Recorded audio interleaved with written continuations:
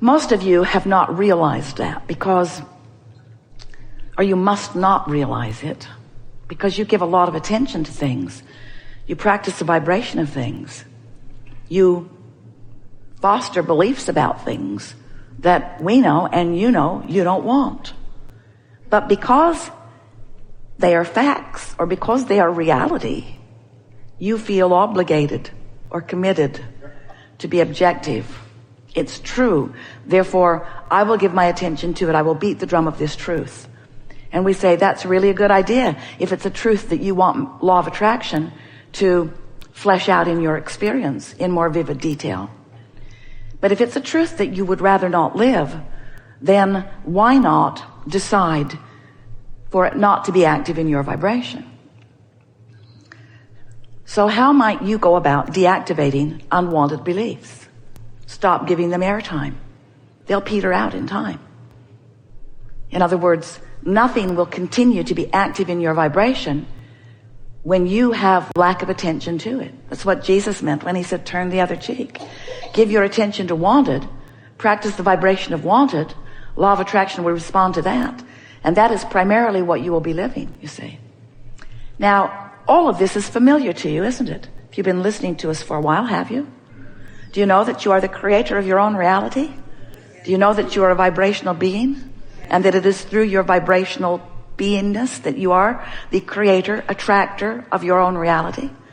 Do you believe that you have control over your vibration? Conceptually. You know that it is possible. Do you believe that you are predominantly practicing control of your own vibration? We think you are predominantly, but we know you are here for fine-tuning, and we are too.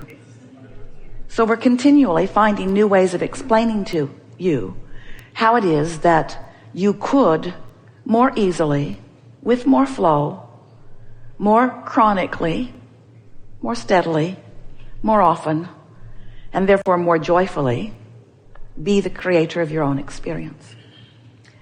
Since you've been listening to us for a while, and we can feel the clarity of who you are, we're going to make this opening short.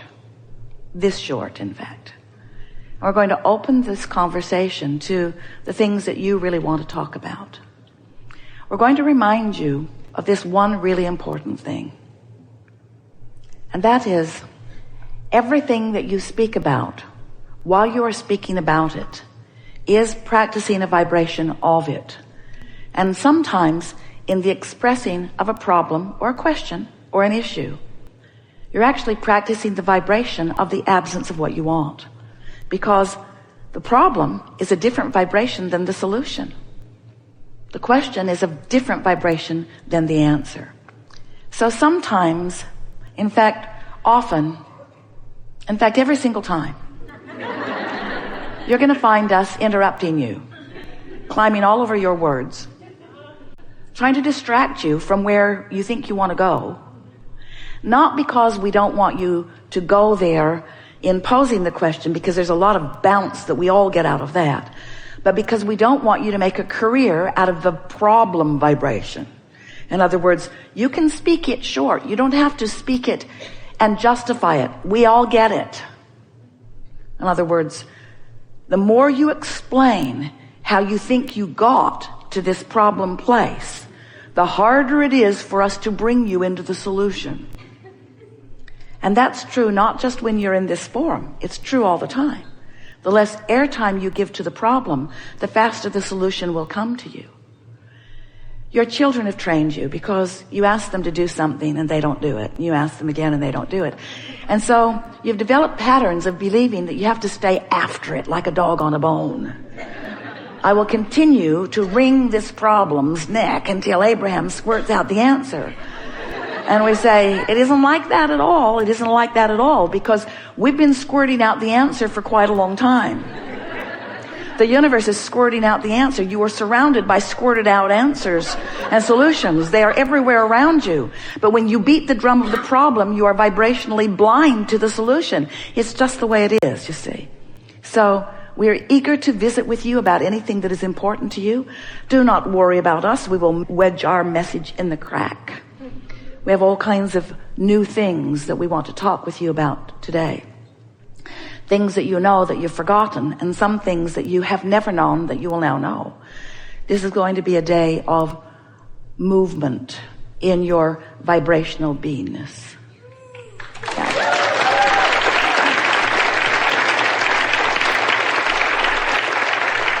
So, what do you want to talk about? You've come with some things. Good for you. Really, really good. Take it easy and trust that whatever it is, we'll talk about fully. You see, as we've been talking about this emotional scale, and let's say you're in depression, that's a real exaggeration. And if you're in depression or discouragement or grief or fear, then a little anger or frustration is moving in the right direction, isn't it? And so sometimes the inspiration that you're feeling is moving you up the emotional scale. But we want to talk about what inspiration really is. Inspiration is momentum. Think about that. So you're really going to like this. So let's say that you want something, and like our friend before, you haven't been exactly practicing the pure vibration of that, so you're not owning that yet. That's not the chronic vibration within you. So the more you think about the thoughts that make you feel that way, rather than just getting off the subject altogether, the more you give attention to it, and that's where it is. The more you give attention to it, and that's where it is. The more you give attention to it, and that's where it is, the more momentum picks up until you feel compelled to act. So the question isn't, did I get inspiration? Yeah, you did. The question is, from which disc did the inspiration come? That's a new insight that you have not understood before. It's sort of like a friend was talking in the hot seat the other day about his behavior in traffic, and how the more he focused, the more the momentum goes, until he's shouting at people he doesn't even know in traffic and feeling inspired to do so. So the inspiration is just the momentum, you see, where we know that you think that inspiration is always coming from source, and we say, in essence, it is, because it's pulling you upward, upward, upward, upward, upward. In other words, there isn't anything like getting momentum going on what you don't want. There isn't anything better in the fact of getting momentum going on something you don't want than that it shoots off rockets of desires, which gets more momentum going about what you do want. So there's this momentum in the vibration of what you really want, and there's this momentum of where you are. And whatever vibration you're focused upon is what momentum is being called from you. Did that make sense? It's a little jumbled. We'll say it again.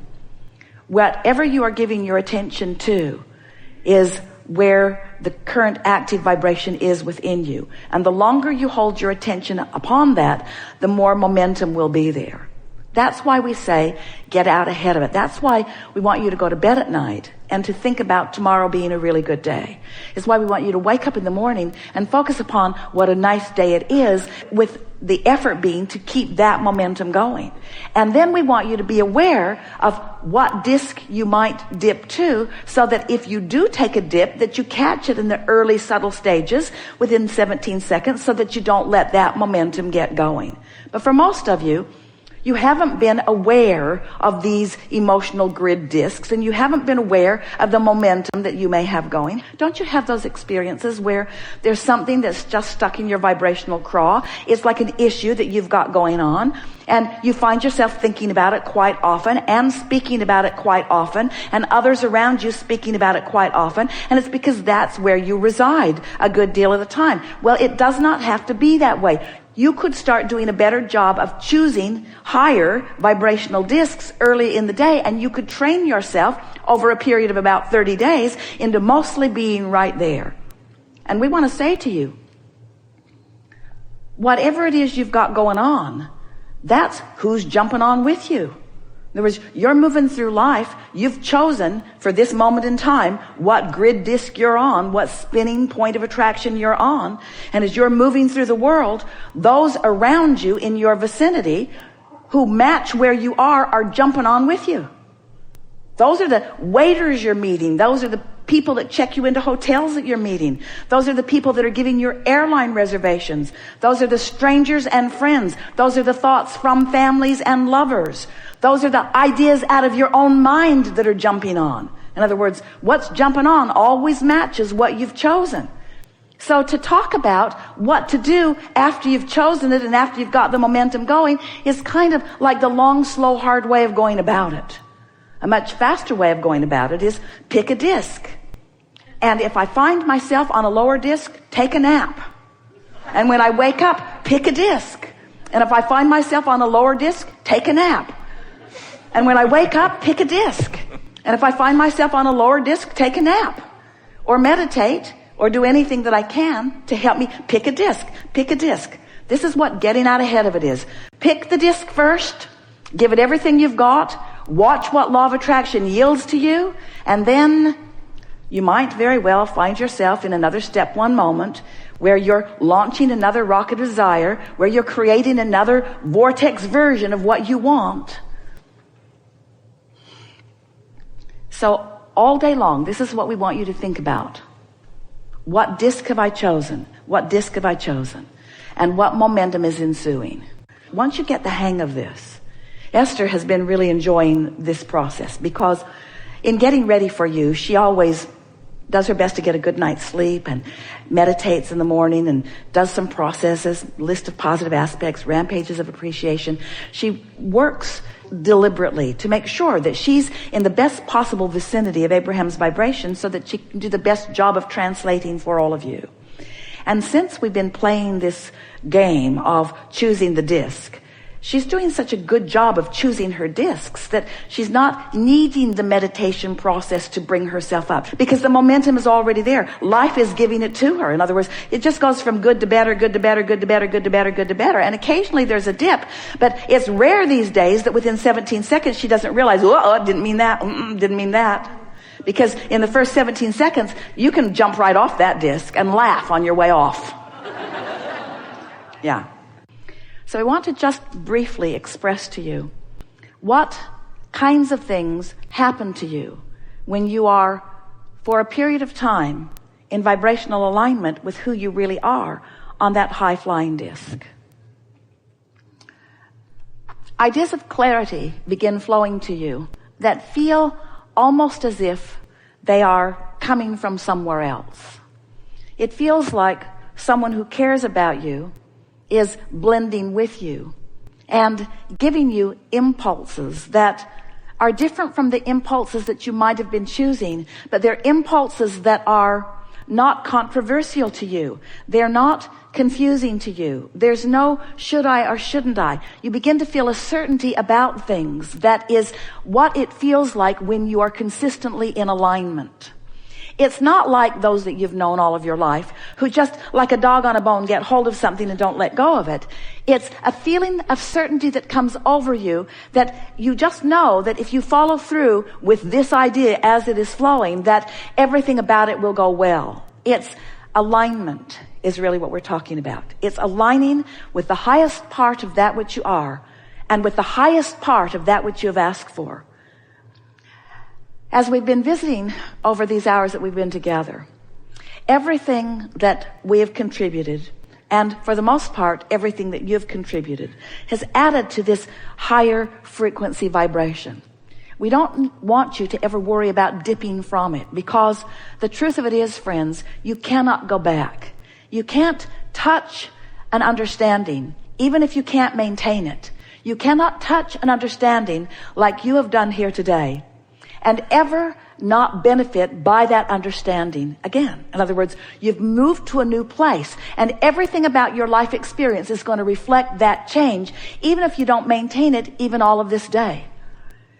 Esther and Jerry always teased that they should maybe put on the disclaimer that you signed, the one that lets you know that it's going to be recorded and that maybe it will be used for other things, that maybe they also should put in there, you're going to reach vibrational frequencies that you cannot go back from. that you're going to learn things that you're not ever going to